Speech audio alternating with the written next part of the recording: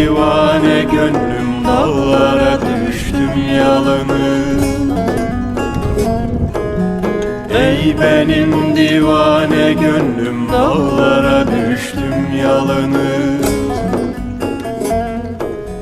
Bu cefayı kendi özüm pek may gördüm yalnız.